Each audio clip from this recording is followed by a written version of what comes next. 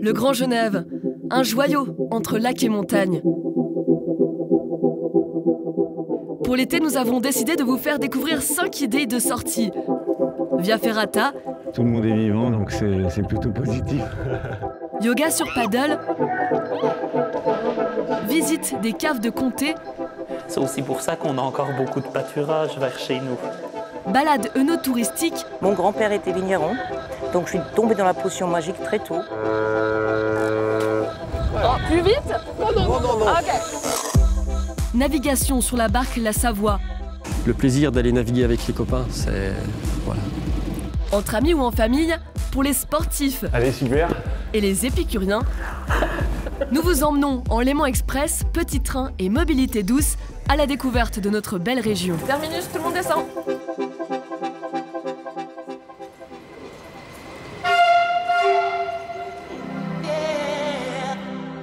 Le réveil a sonné bientôt pour notre première étape.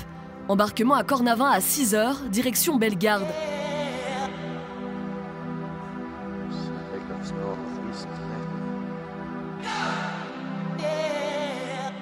Nos petits yeux s'ouvrent vite en profitant du paysage somptueux. Un Léman Express direct, puis un bus pour rejoindre Fort-l'Écluse. Au XIIIe siècle, une maison forte, puis un château sont construits ici. Le lieu permettait de prélever déjà une taxe sur les marchandises passant du bassin lémanique à Bellegarde.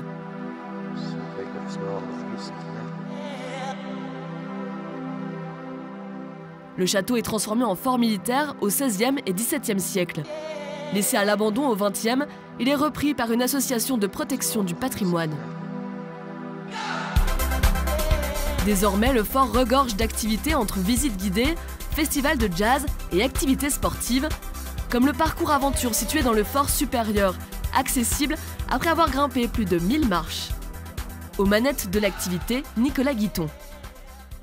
Alors c'est un parcours aventure qui permet de visiter le fort du Haut, parce qu'il y a 2 forts, le fort du Bas et le fort du Haut. Le fort du Bas, c'est la partie culturelle, et le fort du Haut, c'est un parcours aventure. Et en fait, il y a 2 parcours aventure, avec un parcours soldat et un parcours officier. En fait, c'est un parcours acrobatique en hauteur qui permet d'être dans le fort militaire, de comprendre comment était ce fort, de le visiter par l'intérieur, avec tout un tas d'ateliers ludiques. Et ce qui est intéressant, c'est qu'on a un moniteur qui permet de suivre l'ensemble des usagers et à l'issue, s'il y a un souci, de pouvoir décrocher la personne qui fait le parcours aventure en toute sécurité. Pour l'échauffement, on tente la montée de corde. Et après on redescend, hop. Et il y a quel est le pourcentage de ceux qui réussissent? Bah il y a 2%. Allez, super. Allez, c'est bien, allez. Yes. Parfait.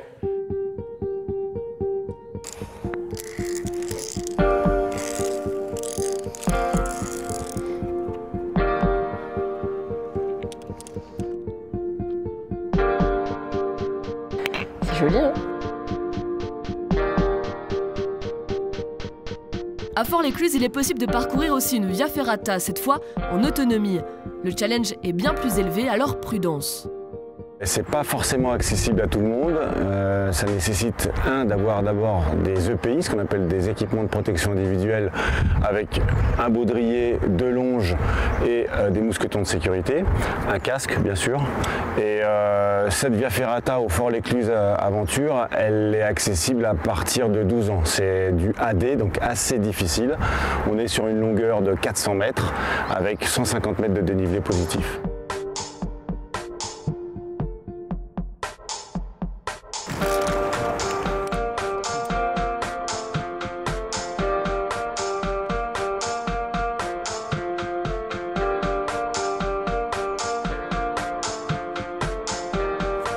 Au bout de la Via, Notre-Dame veille sur nous.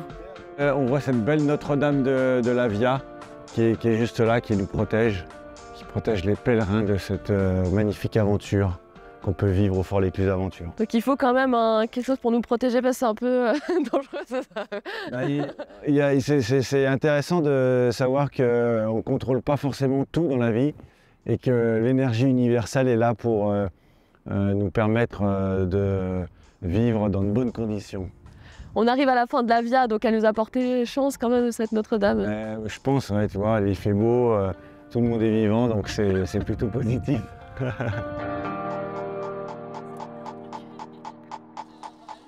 On saute à présent de la montagne au lac. Nous reprenons notre chemin en bus et train, direction Versoix.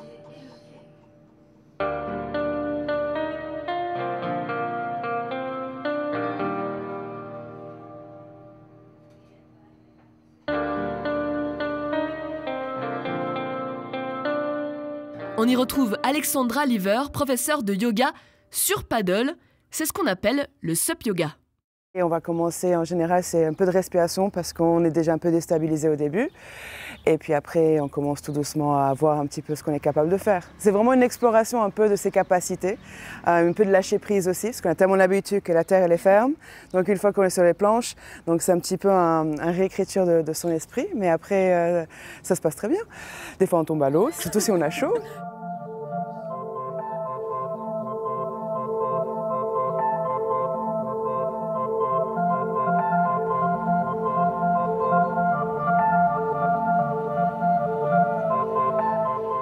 Et la prochaine inspiration, bras gauche se lève vers le ciel. Expire, on tourne à l'arrière, on dépose cette main gauche.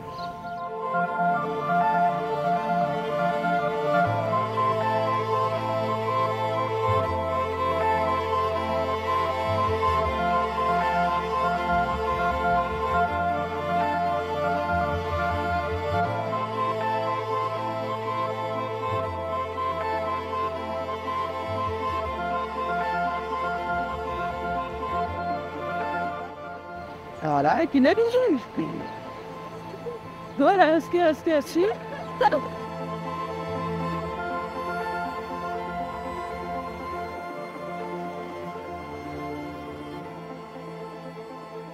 Qu'est-ce que ça vous apporte de faire du yoga sur l'eau? La quiétude. La quiétude et une exploration aussi de ses capacités parce qu'on enlève cet ingrédient de la peur qui nous bloque beaucoup et quand on sait qu'on peut tomber dans l'eau, on ose s'aventurer dans des postures peut-être qu'on ne ferait pas auparavant.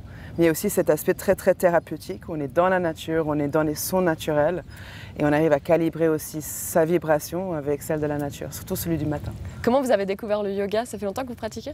Oui, ça fait plus de 10 ans.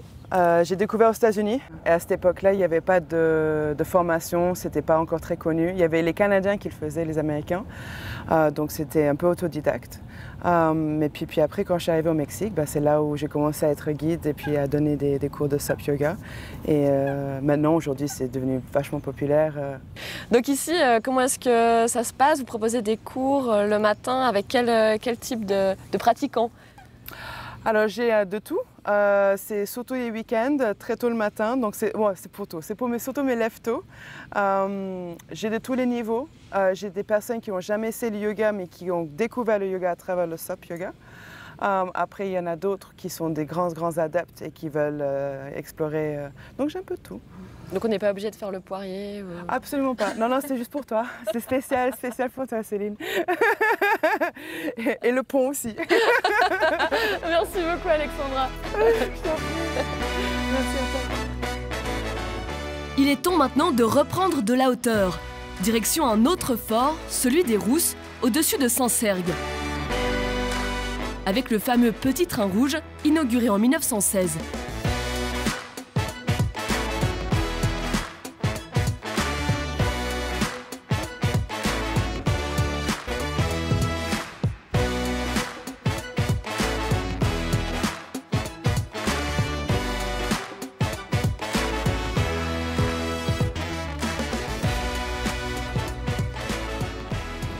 Terminus, tout le monde descend.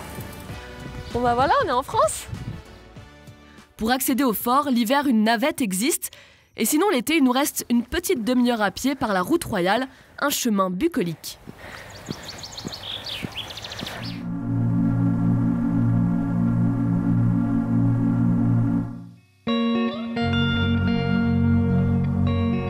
Le fort des Rousses est l'un des plus imposants de France. En 1800, Napoléon y voit une position stratégique. Il faudra 70 ans pour construire le fort. Dès 1914, il devient un lieu d'entraînement pour les soldats. Puis en 1998, avec la fin du service militaire français, il est transformé en cave d'affinage pour le comté.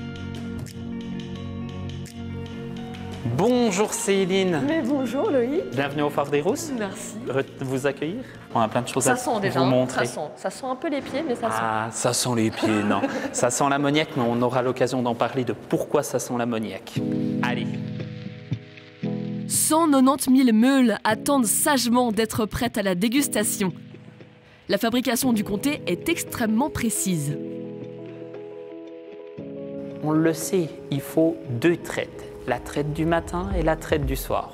Le paysan emmène son lait le soir à la fruitière dans des bouilles. On pèse le lait, on inscrit le poids sur le cahier et le carnet. Ce lait du soir, on allait le faire reposer toute la nuit dans un rondeau, afin de permettre à cette matière grasse et épaisse qu'est la crème de remonter à la surface. Premier travail le matin pour le fromager, c'est de récupérer ce lait du soir et de l'écrémer avec la pelle. Et ce lait du soir, il part dans le chaudron. Le paysan traite ses vaches le matin, emmène le lait à la fruitière, et ce lait du matin, on ne le fait pas reposer. Il part rejoindre le lait du soir dans le chaudron. On fait chauffer tout ça à 32 degrés. Une fois qu'on a atteint les 32 degrés, on va rajouter 2 ingrédients essentiels à la fabrication du comté, qui sont le levain et la présure. On va alors obtenir un espèce de gros flan, un gros solide qu'on appelle le caillé, qu'on va trancher. À l'aide du tranche-caillé, c'est ce qu'il fait actuellement. On tranche ça à la taille d'un grain de riz, ce qui est réellement petit. Une fois qu'il est tranché, on le cuit à 54 degrés et après on le soutire à la toile. On presse notre comté pendant une dizaine d'heures. Le comté il doit peser en moyenne entre 36 et 45 kg. Ça nécessite combien de litres de lait? Vous savez? 300. Entre 400 et 500 litres de lait, une meule de comté. Et enfin, ça représente un troupeau d'une vingtaine de vaches à peu près. Le comté est appellation d'origine contrôlée depuis 1996. Il faut encore mélanger le lait de plusieurs paysans, ajouter de la présure animale et travailler dans des cuves en cuivre. Mais l'AOP, c'est surtout le respect de la vache. Il faut savoir qu'une vache qui donne son lait en comté AOP doit pouvoir bénéficier de 1,3 hectares de terrain pour elle. C'est aussi pour ça qu'on a encore beaucoup de pâturage vers chez nous. Ben oui. Ben oui.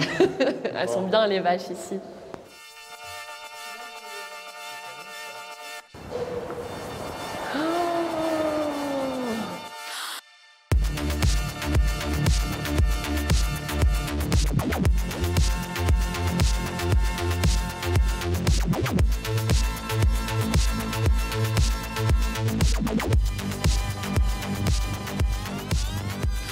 Au Fort des Rousses, on a 37 caves d'affinage, comme celle-ci. Chaque cave a son propre écosystème, que ce soit en termes de température ou de taux d'humidité. Mais l'ensemble de nos caves sont voûtées en pierre comme celle-ci.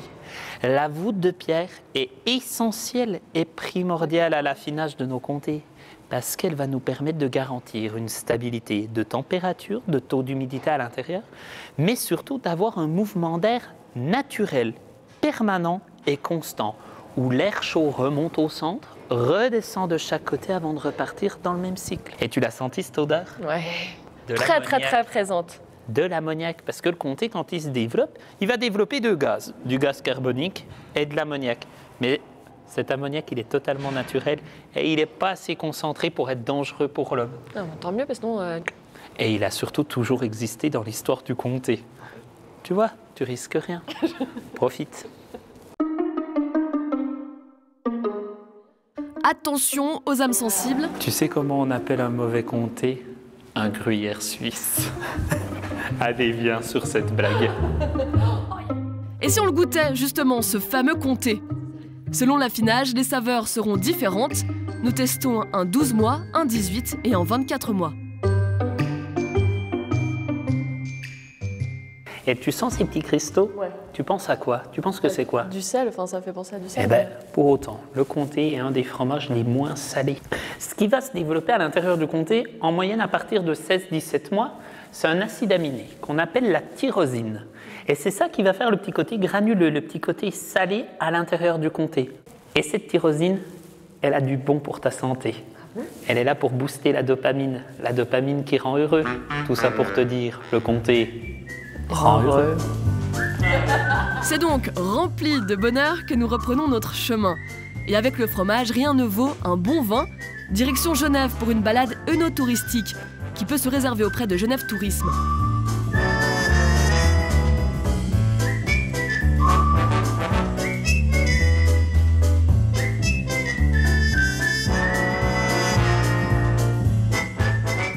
La guide, c'est Margit Schwiegelhofer. Mon grand-père était vigneron, donc je suis tombée dans la potion magique très tôt. On part avec elle pour un tour sur l'histoire qui lie Genève et le vin, en dégustant bien sûr. Le Chasselas qui est vraiment un cépage très typique. Il s'adapte au terroir et vous pouvez faire plein de choses avec ce vin. L'avantage, et vous allez voir, il se boit très facilement. Sur les 15 000 hectares de vignes en Suisse, 10% sont à Genève. Mais Genève est très probablement le premier endroit, en ce qui est maintenant la Suisse, où le vin était cultivé. Puisque ici, ce côté-là, rive gauche, il y avait ce tribu des Allobroges, tribu celte, et de l'autre côté, il y avait des Helvètes. Les Allobroges étaient déjà conquis par les Romains, ils amenaient leur vin. Je dis toujours, pas de vin, pas de Romains. Dans les années 1300, le Mollard était un port, et l'actuel passage du Rhône, une halle pour entreposer des marchandises. Et le vin coulait à flot, il faut le savoir. Il coulait à flot, les gens buvaient entre 2 et 3 litres par jour. Oui, bon, il n'était pas si fort que ça. Il tirait à 2-3 degrés, mais quand même, si vous buvez 2-3 litres par jour, vous êtes assez joyeux, je pense, toute la journée. Et puis, bon, puisqu'aussi l'eau était insalubre, donc on ne pouvait pas boire, l'eau était dangereuse. Donc le vin, c'était pas considéré comme alcool, c'était un aliment, comme les autres. Notre parcours nous mène ensuite à la Maison Rousseau, car l'auteur genevois est un amateur de vin. Il l'écrit alors dans ses confessions. Il a aussi confirmé que jamais il fut ivre d'alcool. Boire du vin, c'est pas un crime. En principe, ça rend l'homme stupide plutôt que méchant. Au 19e, les maladies de la vigne arrivent des États-Unis et contaminent le vignoble européen. Pour lutter, une solution est trouvée. C'était nouveau et on se rend compte en même temps aussi que les vignes américaines, eux, sont résistants. Alors la solution, c'était greffer nos vignes européens sur des plantons américains. On peut s'imaginer le plaisir des Français qui vont dire non, on doit maintenant faire appel aux Américains pour sauver nos vignes, mais c'était tout à fait ça. C'est pour ça que vous ne trouverez quasi plus de vin, le goût du vin de l'époque. Le vin que Rousseau a bu, le vin que Napoléon a bu. Genève a aussi développé de nouveaux cépages plus résistants, comme le Divico. Divico, le nom d'un grand chef tigurin qui a défendu les Helvètes contre César à l'époque. Donc grâce à sa résistance, on a nommé ce Divico, on a trouvé ce nom, puisque c'est un cépage qui est résistant au plus grand fléau, au Oïdium mildiou, qui demande très peu de traitement. Mais il est issu d'un autre cépage qui s'appelle le Gamaret. Gamaret aussi, origine d'ici, c'est Changin qui a développé tout ça. Gamaret date des années 70. Pour développer le Divico, là, on a aussi mis plus de 25 ans. Donc c'est vraiment un travail de longue haleine.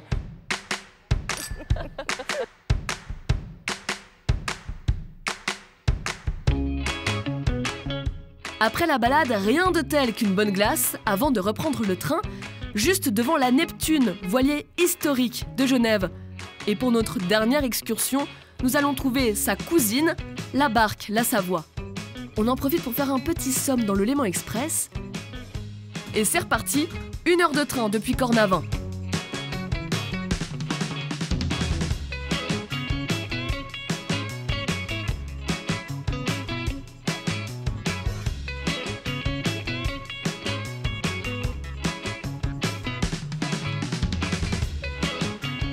Un petit quart d'heure à pied depuis la gare d'Évian, direction l'embarcadère.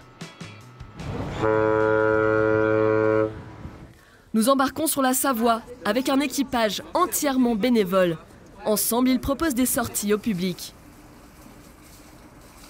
On part pour 1h30 de balade avec des balades ouvertes à tout le public. Et puis on fait des balades sous voile pendant 1h30 et on fait participer aussi les passagers. Donc on va leur faire monter une voile. Je pense que vous allez monter une voile avec les membres d'équipage. Et puis on leur fait découvrir le monde lacustre et puis notre barque et notre association. Pourquoi elle vous tient à cœur, vous, cette barque? C'est la seule barque française du Léman.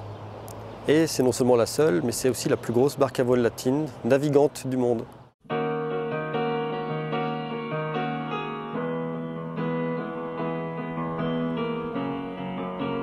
Au début, facile, vraiment, ça devient dur.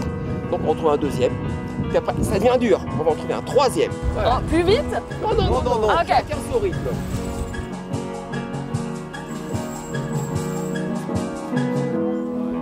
Ils sont un peu moins costauds que moi, mais bon.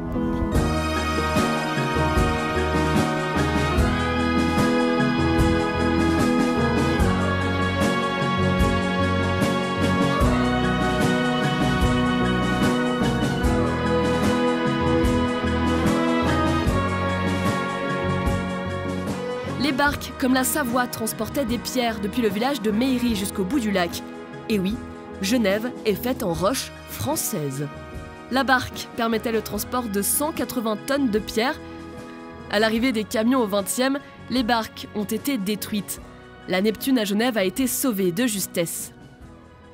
Là, la barque La Savoie, c'est pas l'authentique, c'est pas la toute première, hein, c'est ça? Non, c'est pas la toute première, c'est une réplique. C'est une réplique, elle a été mise à l'eau en 2000, donc il a fallu à peu près 4 années pour la construire.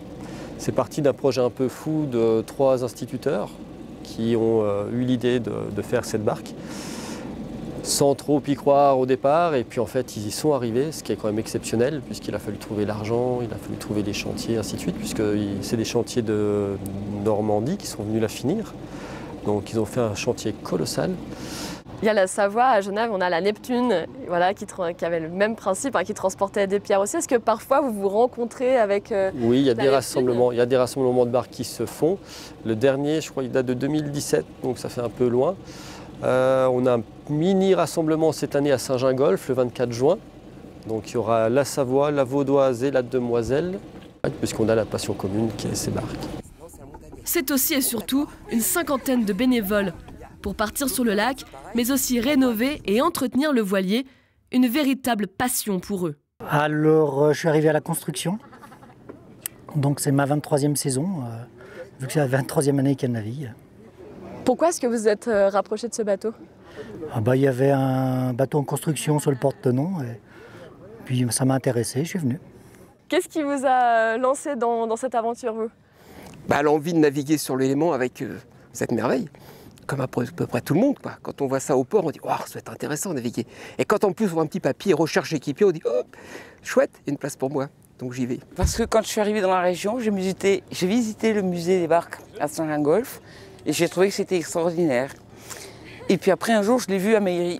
Sur les quais, je suis allée la visiter, j'ai vraiment trouvé fantastique.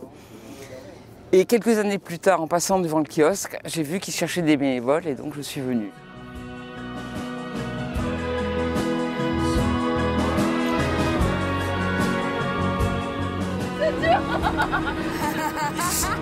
Ça, c'est le bizutage.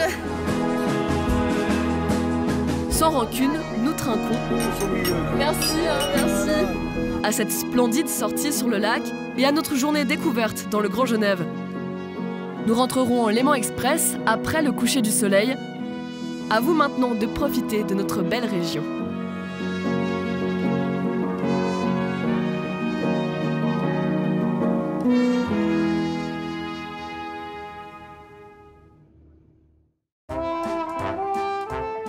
Bonjour. Voilà, on part en direction du fort des Russes.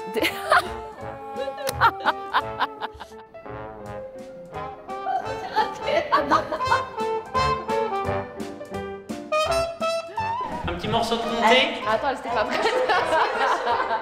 Comme ça. Essayez de pas mourir. Quand on boit un verre de vin, même seulement le genevois, il faut l'apprécier et tout le travail qu'il a derrière. On l'apprécie beaucoup. Merci beaucoup, Marguerite. Je me sens beaucoup plus heureuse d'un coup.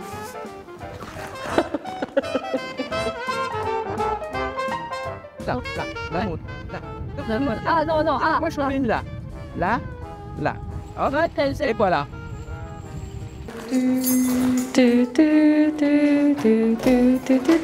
On se calme avec la télé française, les Suisses. Comme tout bénévole, je ne touche rien. Un patron, comme il est patron, il touche le double.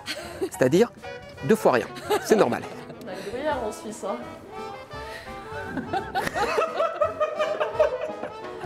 On l'a refait. Qu'est-ce que vous aimez vraiment ici? Tout.